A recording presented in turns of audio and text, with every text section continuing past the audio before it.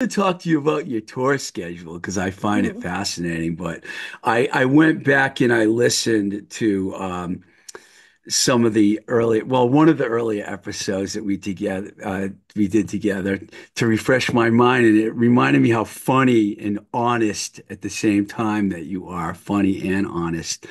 And I told you that you should have your own podcast, but I don't think you're doing it yet, are you? No, okay, so I've had a couple of like false starts with my own podcast. I had one like, oh my gosh, this is almost 10 years ago, but I recorded a pilot episode. I bet I talked about this in 2020 and I just don't remember because I didn't listen to any of the things that I said. I was probably like a totally different person. Still like, filled with trauma, but now it's different trauma. So I wanted to do a podcast. I want to say this was 2017, about sort of like, I'm trying to remember what it was. It had to do with like mental health and coping mechanisms, Hmm. like wrapped with humor. So Yeah. I recorded like one pilot episode with like a really good friend of mine. I don't know. She was also like a model that I knew from like modeling. I don't know if she still models, but she is still a really amazing friend of mine. And we sort of talked about like the way that superstition was embedded into our family culture and like making fun of that. Okay. So I think it was like sort of like an analytical humor podcast because I am not a mental health professional. I know this is so shocking that someone who would like take off her clothes for a living would also like not be a mental health professional. Some are, but I don't have the qualifications. Um, The reason the reason I thought you should do a podcast is because when I hit you with all those questions from my listeners, you just did an amazing job of like laying it all out there, explaining everything. Some of the things I didn't understand about Polly, for example, you like laid it all out, and I totally got it. I don't know if I should tell you this now or later. I'll tell you now. mhm, Um, I got involved with someone who was married but was poly. mhm, This is after I talked to you, and that had never happened to me before. mhm. So I Okay. get to experience that world a little bit. It was good for a while, but then all of a sudden, the primary partner kind of like kind of pulled the plug on everything I see. after a while, like after like a Mhm. year. So it was kind of strange. Oh, that's really hard after a year. You've already Yeah, like connected for so long. I got very connected, and it was a real bummer, but I kind of tried to understand what was going on with them, and I used a lot of what you told me to help me understand that. Oh, but But no pressure. it didn't work out, though. I just thought I'm going to get that out of the way. Tell No, you that didn't. I'm really glad you shared that with me. I really hope it did help.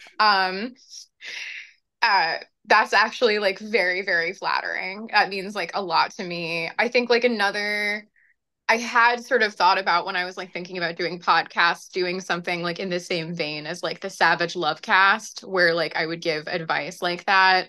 And then I was like, oh gosh, I don't know. I don't really think people should like trust me. Like I'm wise, but there's a limit. Like deep down, I'm really just some lady, like despite like, the wisdom that maybe like pouring forth from me. So, I kind of like vetoed that idea. So it's actually very funny that I still was able to like give you hopefully some advice that was helpful with all of it. I'm sorry you like went through that kind of like having the primary partner pull the plug. I mean, sometimes It that stuff hurt. just happens. Of It hurt course me it for a did. while. But Of you get to course. move on in life, Yeah. that's what exactly happened. You're really in that specific episode, you were very blunt and honest. I mean, you even talked about farting in the van with your bandmates. I mean, you didn't hold anything back. It I was never do. it was really funny. And when I listened to it, I was driving. I had a long drive, and I listened to the whole thing, and I was like, "Wow, I don't know if we're going to be able to repeat that, but we'll try." No, we'll try. I'm probably a little bit more guarded now that I'm older and I've like, gotten all the farting out. So we'll see. But it was very funny because I did a shoot in like upstate New York a few weeks ago, and the photographer was super nice, and he actually said that he listened to me on one of your podcasts. I don't know which episode, And I was like, oh no, like this man has heard an interview with me. I don't remember what I said. And now, like, this is what he's doing to like go in with shooting with me. So, like, I've now sort of been putting out these like terrible auditions into the world. Yeah, So, well, you good for said me. things like, I don't know why any man would be interested in me because I'm an asshole. Those are the kind of things that Oh, you wow. said. Yeah, I mean, that kind of still holds. I mean, I know why men would be interested in me. I look like this, but like, except for the green hair, they hate the green hair. But like the face, the butt, I get it. But like, I am an asshole still. See, this is what I mean about your honesty. You got a great butt and you talk about it. That's good. I love that, man. I don't really, why hide that? Who would lie? Who would be like, wait, really? You think it's good? I had no idea. I haven't been, paid for the last 12 years for how great it is. Like, I don't know. I think the jig is up. There's so many people self-conscious about their butts, though, you know? Oh, I mean, I'm gonna be honest. I was like self-conscious about mine before I started modeling, like because I mean like to show my age, like coming up in an age where like actually like big butts amongst certain cultures like were not actually that desirable. So I didn't have like the ideal like body type, And I was self-conscious when I was younger because like I was surrounded by media that was telling me to be Right. self-conscious, like every woman on TV was like, she didn't look like, she looked like the same other woman on TV. It was a really boring time for aesthetics. You, you, you know where I want to start? Okay. Take the reason I brought that up about where you were at the beginning, not trying to, I'm going to edit the beginning of that out anyways. I decided because Amazing. I'm grateful. You're yeah, you're the because I best. didn't know that. I didn't know that you were home. Honestly, I thought you were on tour. But Well done. I was going to ask you to take us through a normal day in your life when you're working, like first a travel day, and then what Mhm. happens when you get to the shoot, because I think Mhm. that would be really interesting for people to hear. Because Okay.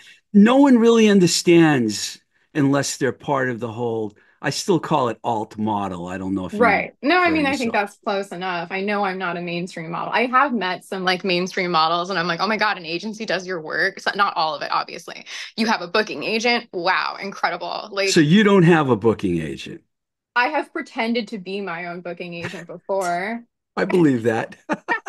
I sign with like a man's name so that they won't like send me some weird messages. I think the jig is up. I do book my own work at this point. That doesn't mean that like you should speak to me any differently. But I was like trying that for a while because I was like exhausted. So I was like, I had a male friend who had this incredibly like gorgeously charismatic voice. It was about like 5 or 6 years ago, and he would like pretend to be my manager for me, even though he wasn't actually managing me. I was like, this guy sounds like a manager. Do I sound like a manager? Because I managed rock bands for years. You definitely sound like a rock band manager. You absolutely do. You sound like you're always wearing sunglasses. You're not even wearing sunglasses right now, but like when I would picture you, I'd be like, this guy, he wears them indoors. Like, this is a compliment, by the way. I love I sunglasses. do always wear sunglasses, by the way, when I leave the house. I swear, Yes. always, always. So, you got to travel to get to Mhm. where you're going. So how does it all start? Because packing must be really part of the Packing whole is like thing. insane. I think I did not realize how organized I was as a person until I had this job full time or even like part time because you have to organize everything for yourself. So when I'm packing, I have a list of every single shoot that I have to do. And I will write down on this list, like, or type out depending on my hands, what wardrobe I want or need for each shoot. And Mhm. then if it's like on the list, like it's going to be an art nude shoot, I'm like, cool, I don't really have to bring anything. Or if like the photographer is going to bring the wardrobe, I will have that. But like a lot of my shoots, I am styling myself with like vintage pieces and I will have like a plan. So I will write out that plan down to makeup if I know that like there's something I specifically want. And then like that goes in the suitcase.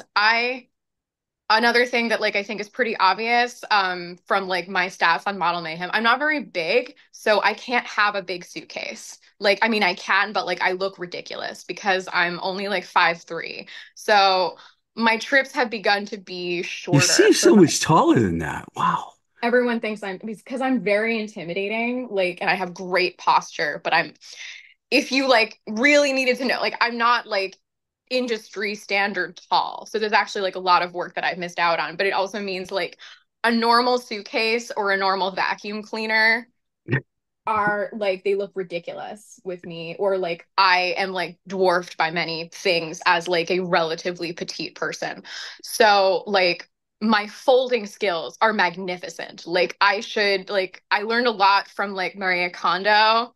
I didn't really learn anything about sparking joy and like getting rid of stuff, but I did learn about folding. Like I just watched her folding tutorial and I was like, oh my God, I'm gonna do that. And so like now my folding is really, really good to like cram all that stuff in the suitcase. And if I have like a large wardrobe item, like a really like poofy skirt, I'm just gonna wear that on the train somewhere. One thing that's very different about me that actually makes me miss out on a lot of work as a traveling model is I cannot drive because I'm originally from New York.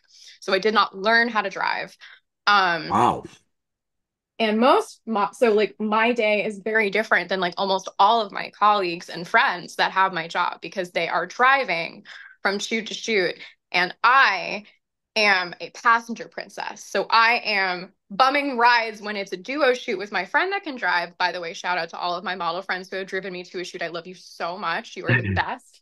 Um, and or I'm just kind of like taking train or transit alone. So this means that like I have a very different time, and also means like sometimes I have to ask photographers for help if the studio is somewhere very remote and very far from public transportation because we live in a country that really likes cars. So, Mhm. yeah. Before you get into the normal day in terms of the shoot day, you one thing you mentioned I was curious about. We met through Chad, the Mhm. photographer, and I know that he remember the first show you did. Chad is the one that got you on the show. Oh yeah, that was so nice of him. Yeah. Yeah. Now he's told me that he usually has a stylist and a makeup person Mhm. around. Do a lot of the photographers have that? Because you mentioned you do your own styling and makeup, or Yeah, is that your Chad is one of choice? the only people on the East Coast that I've ever worked with who had a stylist and a makeup artist on site.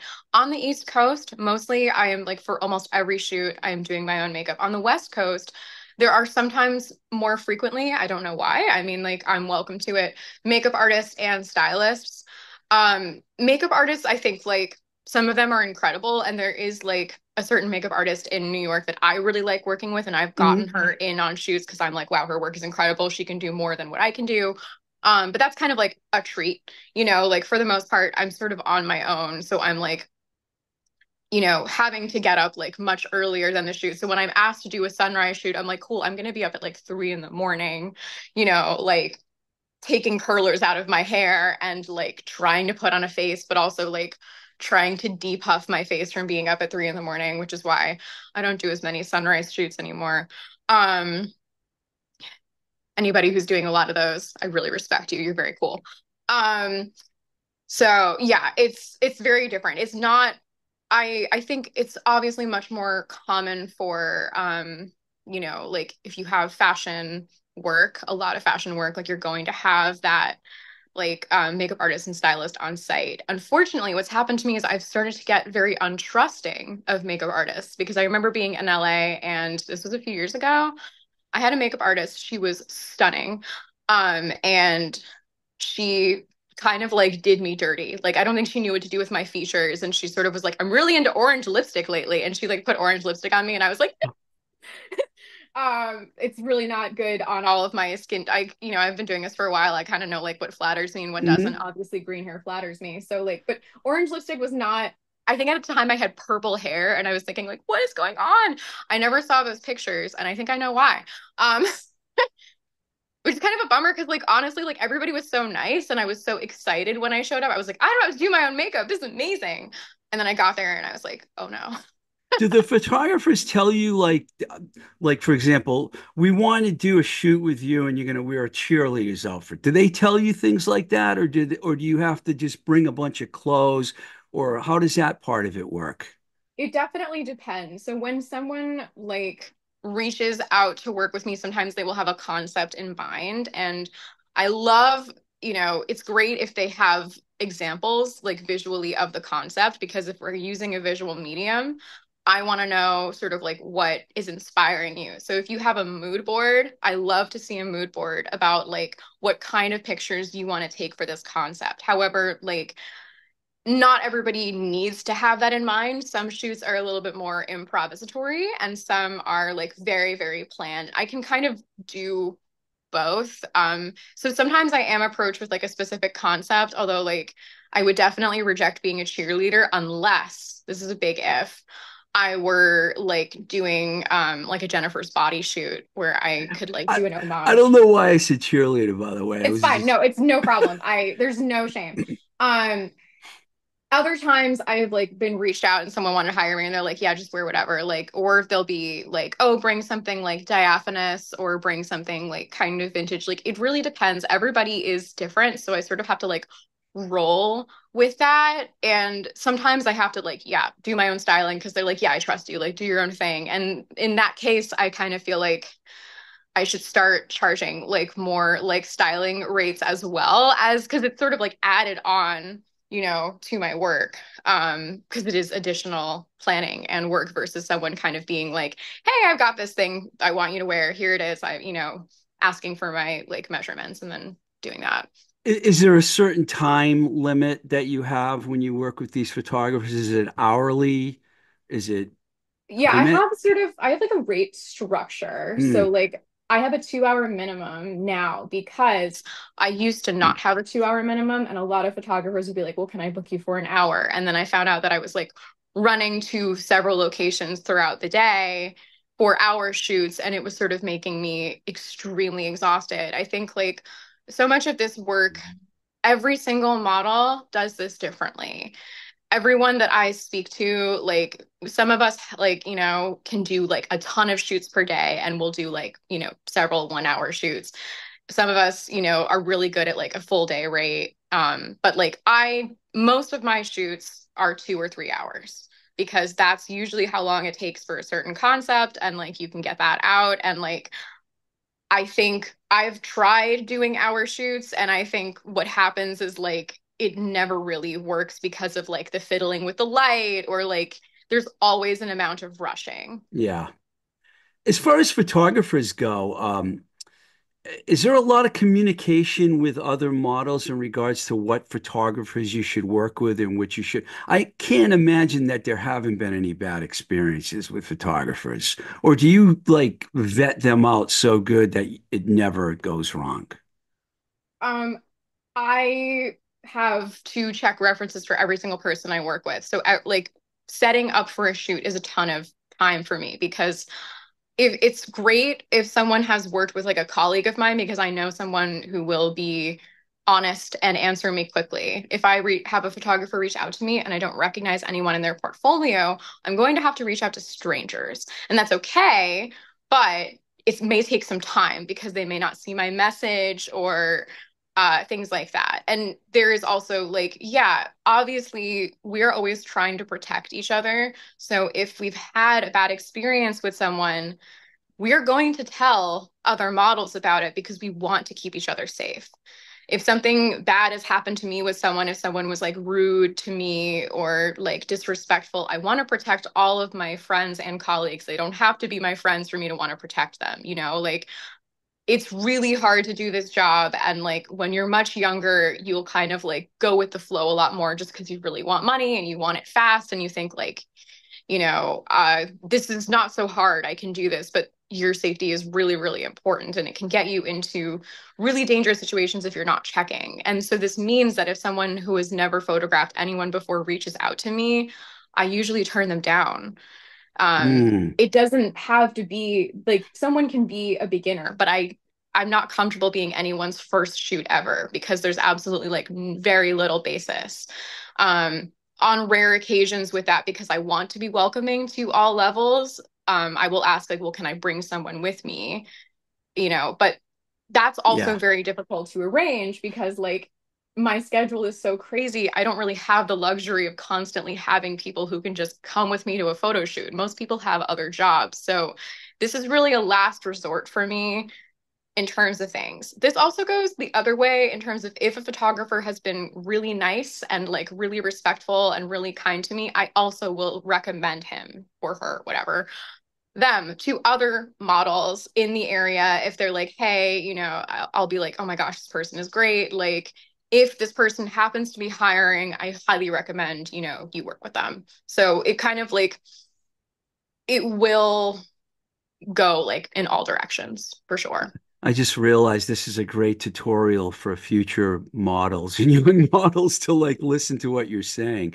I don't want you to have to relive any bad experiences, but Mhm. have there been some where you've had to warn other models about photographers?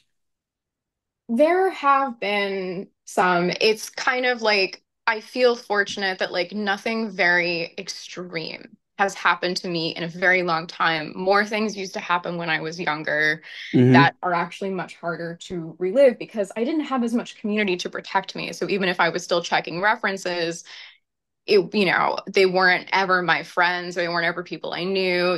Like some photographers straight out refused to give me references when I was younger. And then like that's really weird. Yeah. Um, like that even if they don't have something to hide, it makes them seem like they have something to hide. And if like a photographer doesn't tag models in their portfolio, it also seems kind of like they're concealing a sort of bad thing where they don't want you to reach out to the model about it, even if they just forgot to credit them.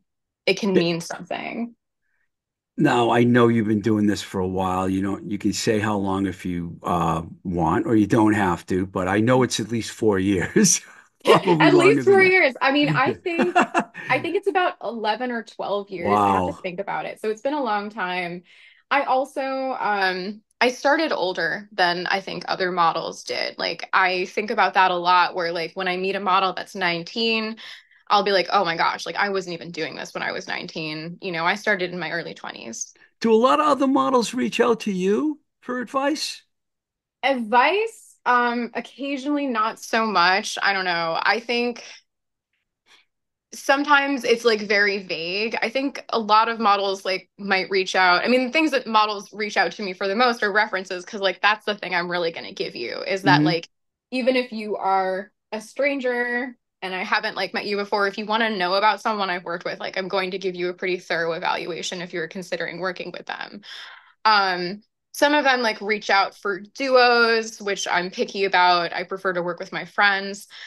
Um, Advice, not really. I think honestly, there are a lot of other resources around other than me for advice. It's not to say that I don't think I could give good advice. Like, but I feel like in terms of time, like, if somebody wants to like hire me as a consultant for this, I would probably give them like a low rate, a reasonable rate for this. And I have done that for a few models before. I know you've done some duo shoots, Mhm. and you were just plugging somebody recently, Haley Valentine. I think you were I love like her so much. Yeah, pushing. Haley's amazing. It's like actually such a pleasure to discuss her. So we worked together in Philadelphia and she drove me around. Love that. She's the best. We both really, really love vintage. And she's an incredible stylist. She also has an amazing look. I love her sort of like split hair. Um, it's really fun to model with her. She is much taller than me, but we still make it work. And yeah, I think she's great. And she had mentioned that like she needed to get her car repaired, I think. And I was like, oh my gosh, it must be really hard to like get around to shoots with like that issue. So I hope she can do that because also car repairs are expensive. I know that even as someone who is not driving. Right. Um, this is a topic we've talked about OnlyFans before. You still have an OnlyFans page now, right? Yes, I still Yeah. have one. I think it's very different than it was 4 years ago, honestly. Like I had a lot of like initial success on my OnlyFans and it was like such a big deal that like it was the difference between like me like paying rent and not being able to pay rent. Like OnlyFans like helped me survive in 2020 because I could not do any other work and it was a shot in the dark because I had never had a pay site like that before. OnlyFans definitely like I don't have the same number of fans anymore that I used to then. And like it's really interesting because I keep getting these messages that are like, hi, I'm in a relationship now. So I'm gonna cut down on my porn spending and yeah, anyway, thanks for everything. Bye. And I'm like, Wow. I do really like somebody like being like, there's nothing wrong with you, but I'm going to have to unsubscribe. A lot of these messages also happen like right before the holidays. Like because like they need to spend money on like vacations and presents and things like that. So like I will get a lot of messages of like, hey, I'm gonna like unsubscribe for like a while. Or like, they don't owe me an explanation. They could just stop. It's either way, it's fine. Everybody kind of has their own way of doing things. So like my number of fans is much lower. It would be great if it went back up, but I think like a lot less people are using OnlyFans and like the website itself has like been really stressful and difficult because they have extremely specific rules about content. And their Hmm. rules mean that like you can get a lot of things flagged. And I have shocked a lot of my friends who don't do any kind of like, online OnlyFans kind of work by telling them the certain rules that OnlyFans has put on me. Like one of my closest friends is a graphic designer, and I was like Right. telling her like, well, if I have like a video of me and I'm doing like naked yoga and my cat walks by, I can't use that video anymore because there's no nudity allowed with animals on OnlyFans. Like, Wow. which like is very stressful for filming when I'm like, oh my God, one of my cats better not walk by. Like, it's so like, Got a cat behind me sleeping, you oh know. my gosh. He's made a lot of appearances and whoops, there we go. He's God, he's he's adorable. really out like he's like face down in the A bed. little ear twitch. I heard one of my cats, but I don't know where it is. Anyway, don't worry Uh about it. well, I was going to ask you, it seems to me, and I know so many of the models, but only from since the pandemic. It seems like everyone decided they wanted to have an OnlyFans page at one point, and it just blew up. And I was going to ask you what you thought about that.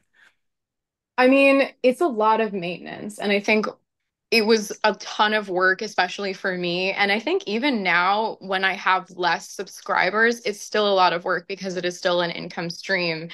And there's like kind of a lot of trial and error in terms of like, okay, like what sort of pay to view content are people going to buy? Like, what should I put in the effort like for? And like certain things are truly a gamble all as well. So, I mean, I understand that it is a saturated market.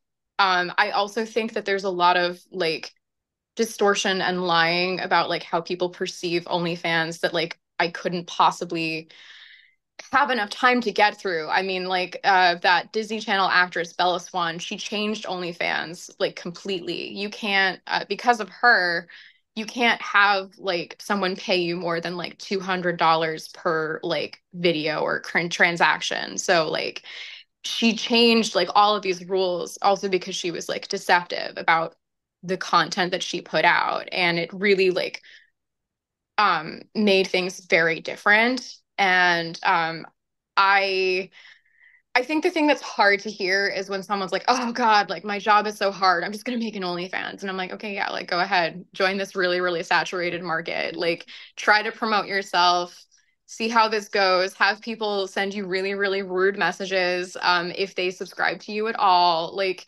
have to regularly put out in like content in addition to whatever work you were already doing. Make sure that content doesn't break any of the very, very specific rules that OnlyFans has that regularly change, which means that like if these rules didn't exist and now like you have content from 2 years ago that breaks these rules, it will get flagged and then your account will get in trouble. Also, their customer service is extremely difficult. I think a lot of it is very bad AI. So if you have an issue with something, please, like, best of luck. It's a very difficult platform. And like, I am extremely grateful for it. But I also feel like very, like, my relationship with the platform is very tenuous. Hmm. Yeah, no, I also, for people listening out there, there's a big difference between the models. There's models on OnlyFans that model, but then there's the sex, the hardcore. There's a lot of Mhm. hardcore going on. You don't do hardcore at all. You, I mean, like I've got some erotic content on my OnlyFans, and some models don't. So like I mean like hardcore, if we're saying like I think you mean like the porn yeah, category. boy, girl, girl, girl, So like scenes. I do have like some solo stuff that like would qualify as pornist that like on my OnlyFans, like that people can see. It may be priced a little bit higher than other people's.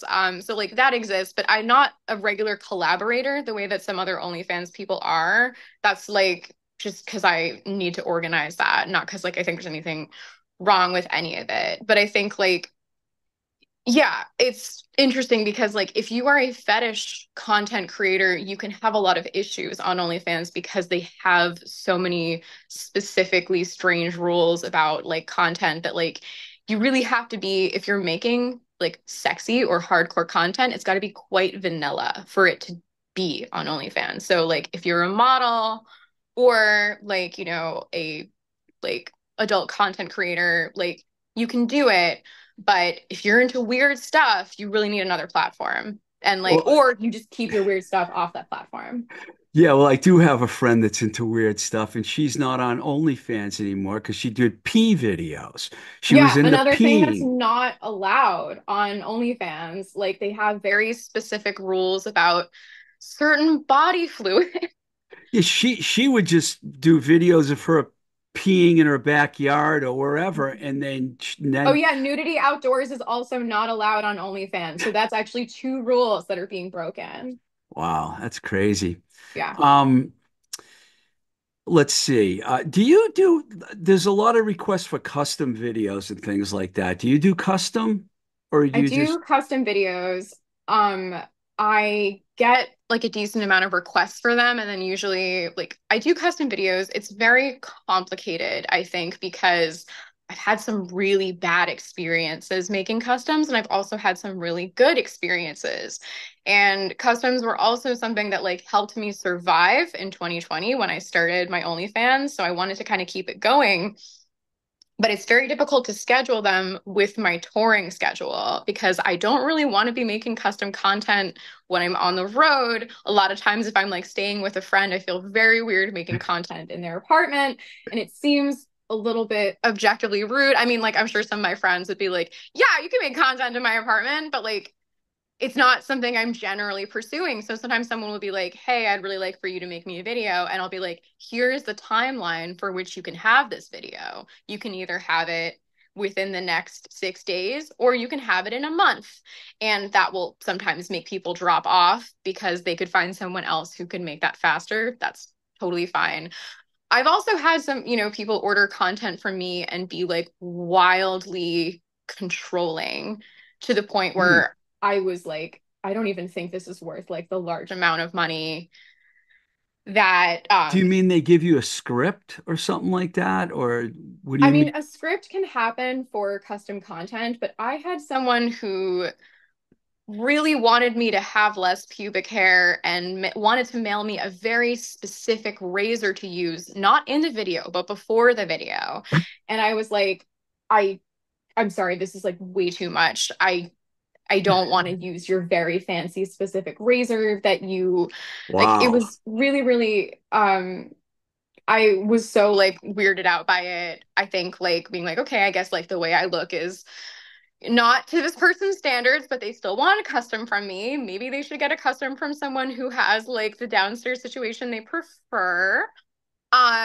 It was yeah, I mean, there've been a couple of times where I've made a custom and like someone complained about like they didn't think it like fit their standards. And then there've been many other times where people have been like, wow, that was incredible. And they are so much work to cater to someone's like specific, you know, wants or desires. And that is why, if anybody is making them, I encourage them to price them very high. And so a lot of people will be shocked when I will like quote an amount of money for a custom and they're like, wait, really? And I'm like, Yeah, I'm making a video for you that you can watch as many times as you want. It is a lot of effort for me. So of course I need to be compensated for my time and my effort. Um, yeah, it's something that I do, but I'm a lot more particular about them. And if someone has ordered a custom from me before and then they were really rude to me, I'm probably not going to give them another one if they ask for another one. Even if they're going to pay me, I'm still probably not going to do it. I think you should ask for a lot of money, by the way, for those. That's just my opinion. Yeah, I mean, Um, you're right. I did a little research and searches to find out what people look for when they go in the sex category. And Mhm, women mostly look for lesbian videos, which really, mhm. I guess it didn't surprise me that much. What I want to ask you about is the trans world, because all of a sudden trans is so popular. I mean, like majorly popular. I have a lot of friends on Instagram even that are trans, and it's just becoming more and more. What are your thoughts on not just the trans lifestyle, but the trans sex worker lifestyle? Okay, so there's a few things here. I mean, I have more than one partner that I'm committed to that is trans. One is like my girlfriend that I live with is a trans woman. However, I am a cis woman, so I can't completely speak for the experience of a trans person and their, you know, experience. What I can say is that trans people have always existed. It is not a new thing. We Hmm. have different terminology now than we used to. But trans people, trust me, I am a very boring historian and I can give you many resources to tell you about trans people from many different times. In terms of the sex worker thing, it's been very interesting for me when I do content with my girlfriend because people will ask for boy girl content because of my girlfriend's parts.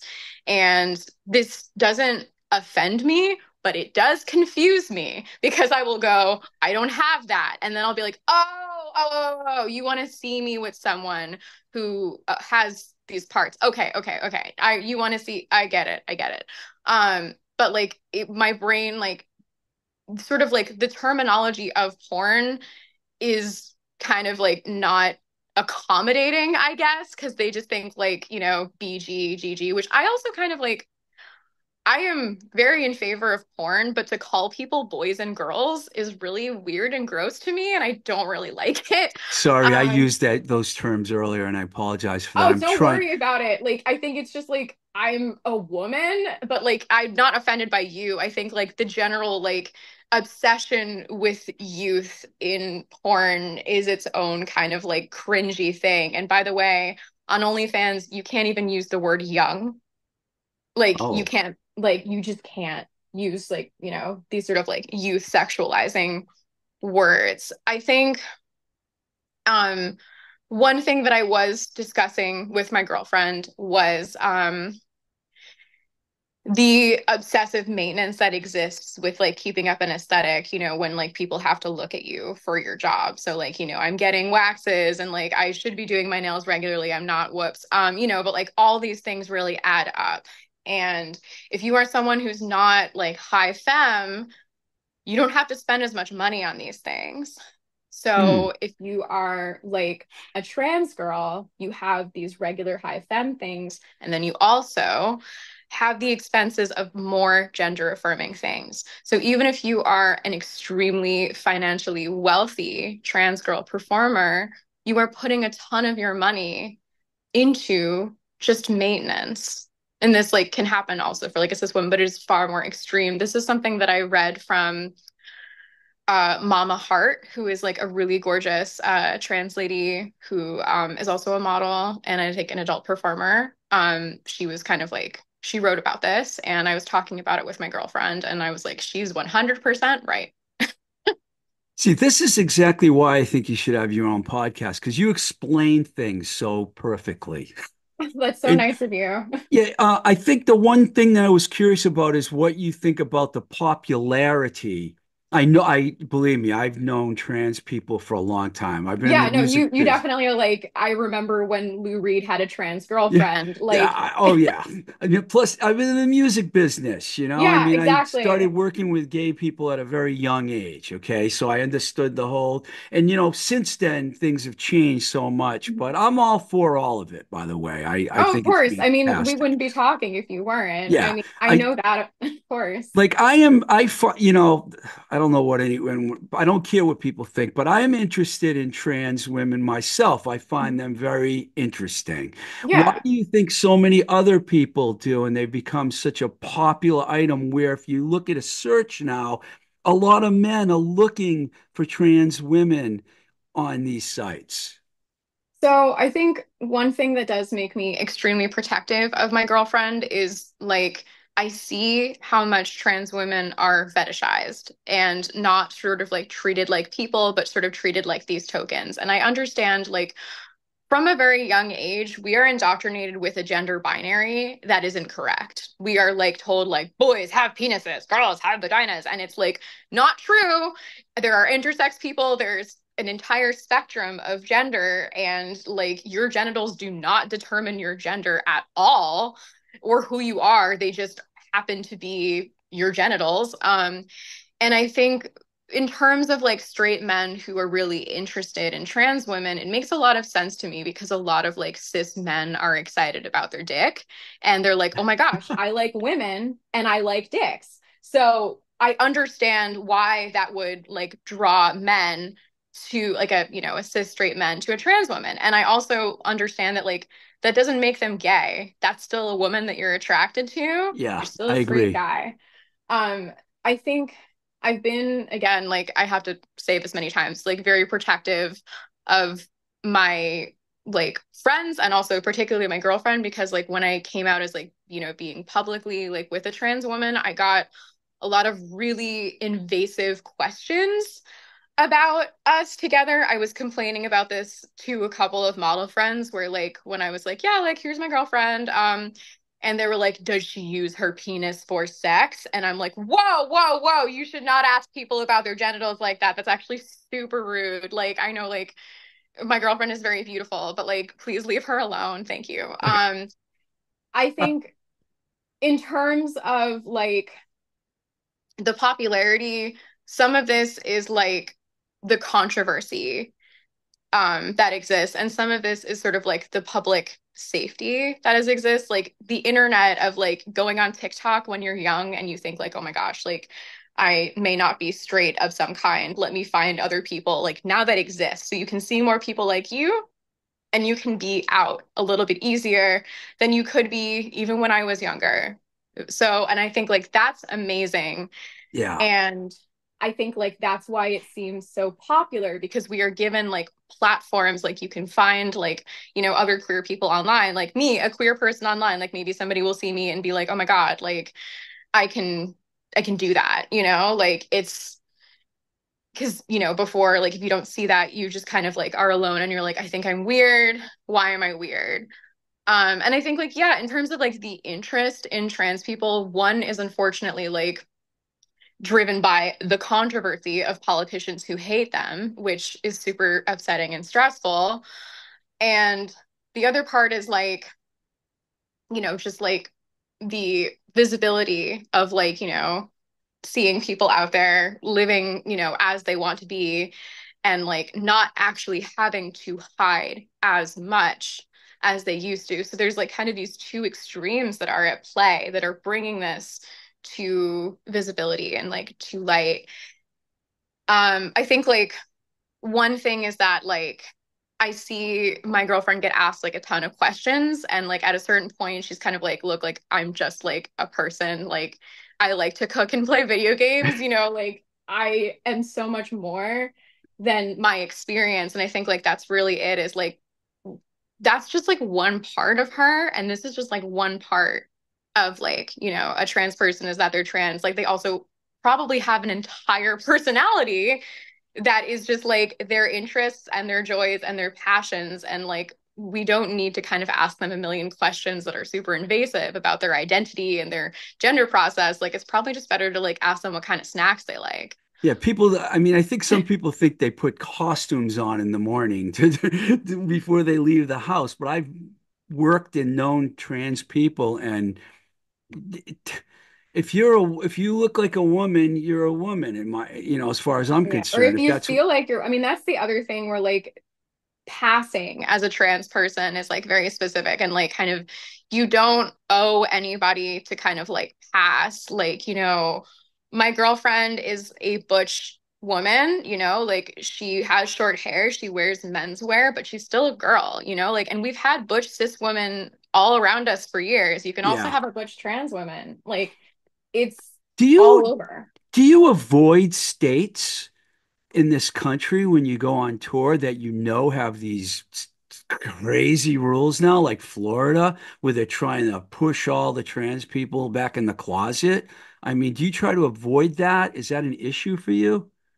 The thing is that like I hate to say it, but like a little bit yes. And the thing is that like I have friends in Florida. Like my dad is actually like, he was born in Florida. Like I went to Florida a lot when I was a kid. I don't think like Florida is like actually a horrible place. In fact, like I think a lot of the, like flora and fauna are really cool and I would like love to see more like egrets and lizards in my life. But recently I have been like in my own sort of like anxious brain, not because I think anything really bad is going to happen to me in Florida. I have been avoiding certain states just because like it's already hard to see these things in the news. And it's already like, stressful. I think another thing is that like I controversially ask a lot of photographers to mask or test for COVID before working with me. And a lot of states, like, there are tons of people who just won't accommodate that. And I'm trying really hard not to get sick at work. So if it's not going to be those laws, it's going to be another kind of attitude where, Mm, I may not feel very welcome. And like, I think it's really not fair to make a generalization about states because of like a certain law. Like, this is not about the people in the states. Like, right. this Yeah, I is have a lot of about, friends. I have a lot of friends in yeah, Florida. It's the government. It's the Florida. It's the absolutely. crazy governor. I Yeah. And like, this mean, is an easy thing to remember as an American, where like we've had terrible governments that don't represent us as people. So it's very easy to apply that to a state. yeah. Yeah, so I can understand. So it's so basically, as far as you're concerned, it's like you're just going to make the call on how you feel about the people you're working with, and I Yeah, get it. I get absolutely. it. Um, a few more things. Mhm. Have you made any more experimental films? Because I did get The Feminist and I watched it several times. It's bizarre, but you explain that you're weird and I get it and I like it. And it's to me, it's just a good independent film. Do you do that anymore? Do you do? I haven't been making experimental films lately. I have not found like the right director to work with again, and I'm not sure like if I find the right people to work with, I will kind of go back to that. I really enjoyed having video as like a media that I did, and I enjoyed getting really weird with it. But it has not been my focus lately. And I think actually it's been confusing for people because they used to see a lot of that kind of video work from me, but I've changed like who I've worked with and who I trust. So it's different now. What about the book? You were talking about a book that you were working on. Did it ever go anywhere for you? Are you still working on it? Unfortunately, I had a conflict with the photographer who was doing the images for the book, and we had to pull it. And so I still would love to make a physical book in the future, but I think if I were to do that, it would have to involve, if it's not one photographer, several, which means a lot of discussions about like rights and permission, because there's no way that I'm using someone's work without like their Yeah. explicit permission. The thing is that usually it's photographers that put out books, not models. And like, unless it's their own photography work. So if I'm featuring someone else's work, it's very specific in terms of like what I'm going to do. That's too bad. I was looking forward to that. Your website, has there's no shortage of images and work on your web. It's fantastic. So I recommend, I pushed it before. As a matter of fact, right now, I know you have a couple Instagram pages. You have your website, OnlyFans. Is there anything else that you want to promote for yourself aside from those? Oh yeah, actually I have a Patreon now and it's been really fun and I wish I could have some more subscribers on my Patreon. I think like it's not as popular, I guess, as OnlyFans because it's a totally different kind of platform, but like I really enjoyed I've only had Patreon since the beginning of this year and it's been really fun to kind of like organize, kind of go through archived shoots that like I've done in the past and been like, wow, I'd really love to like put this somewhere because like sometimes I felt like some of my stuff was a little bit too arty for OnlyFans and people were Hmm. getting kind of bored. And I was like, all right, this actually is going to do better on Patreon. And they have like a good way to kind of like organize a photo set. So I've been enjoying doing like kind of using that platform. I'm still sort of new to it, but I do really like it and I hope that like I can sort of continue to use it. I have a Patreon page too. So is it Oh, dot nice. com Collibrina? Yeah, absolutely. Yeah. That's it. Okay. I'm gonna put those in the I'll make sure people get those. Oh, Okay. thank you. You still playing the ukulele? Oh my gosh, okay, so there is a ukulele near me. I am barely playing it though. I think I have not touched the ukulele in a while. I think that was a phase in my life that I should probably put away. That was really funny. That was really funny when you brought up the ukulele and you told the story about you had to sell your piano, which made me sad. It's And I'm okay, I sure got another piano. you got another piano. Awesome. So do you play a lot? I am not a good piano player, but my girlfriend surprised me with a 1930s piano that she bought from like people who thought the apocalypse was coming when I was on tour. And she Wow. FaceTimed me to show me the piano, and I burst into tears. So I'm usually using it for my voice lessons. We actually need to get it tuned. Mm. In like I think next week or something. We've been like saving up to get it tuned again because you have to like regularly tune it. And also if your piano is like really old, like this one, it's like already hard to tune. So we needed like a specific expert. But the good news is he's really hot. Um, shout out to the guy that tunes my piano. You're cool. Are you listening to any music these days? Am I listening? I'm listening more to podcasts than music, and I'm kind of like, this needs to sort of like change because I feel like I'm a little bit more like behind on like music. Like I used to be able to like follow like, oh man, like certain bands, like I and like what they were doing. And so like I'm not listening to as much music. I listen to Ghost BC a lot, which like I love their sort of like their whole shtick because like I like, spooky stuff, but I also like not taking myself too seriously.